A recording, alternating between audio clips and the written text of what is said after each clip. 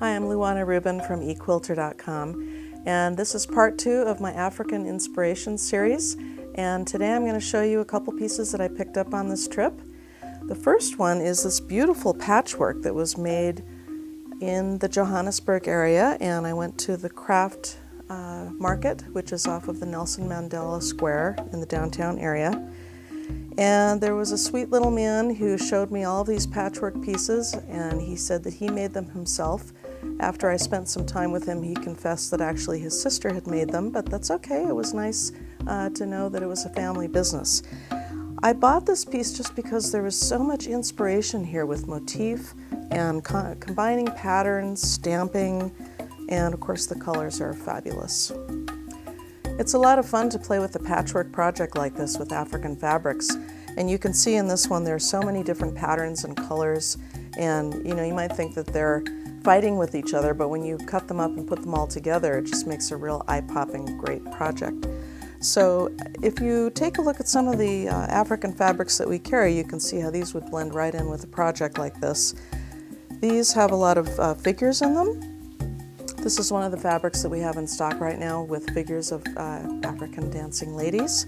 But also, one of the things that I really love are these large-scale metallic mask prints. And of course, the metallic gives it a very rich feel.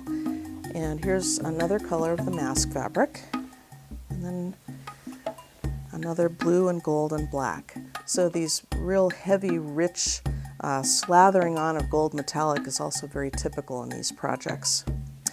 I also wanted to show you, for inspiration, some of these embroideries. I actually found this at the Johannesburg airport. I went through a stack of about 100 of these and picked out these two just for the color. I also wanted to show you these great embroidery pieces that can be used for applique, not only in a quilt project, but also they'd be great in a big tote bag, or especially on an art-to-wear project like a jacket, just as an applique, maybe on the back or on the sleeves. And they're a similar type of embroidery to what I brought back, and they are made in a village outside of Cape Town, and they're to benefit an orphanage for AIDS orphans. So you can see here we have the alligator, the hippopotamus, the rhino, the lion, the giraffe, and the zebra. Are you aware that a lot of batiks and hand dyes also come from Africa? So we're going to put these prints aside, and I'll show you some of the batiks. Now these are yardage batiks that are done. They have a real kind of homemade quality to them, which is very charming and really appropriate to mix that in with the African prints. But you know what I really love are the batik panels, and these actually are made in Bali, whereas the yardage that we carry is made in Africa. But these batiks are made in Bali, they're hand painted, each one is really a work of art.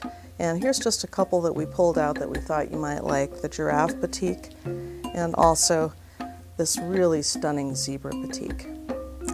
I don't know if you know this or not, but I'm a real big fan of elephants. I'm very interested in protecting elephants and raising awareness about their plight in the wild. And so that's part of the reason why every elephant that we see we buy, including these beautiful hand-painted batik panels that are made in Bali but are depicting African elephants. So I hope that you've enjoyed this little tour of African colors. I hope that'll give you some inspiration ideas maybe for your own African project. Thanks. Bye-bye.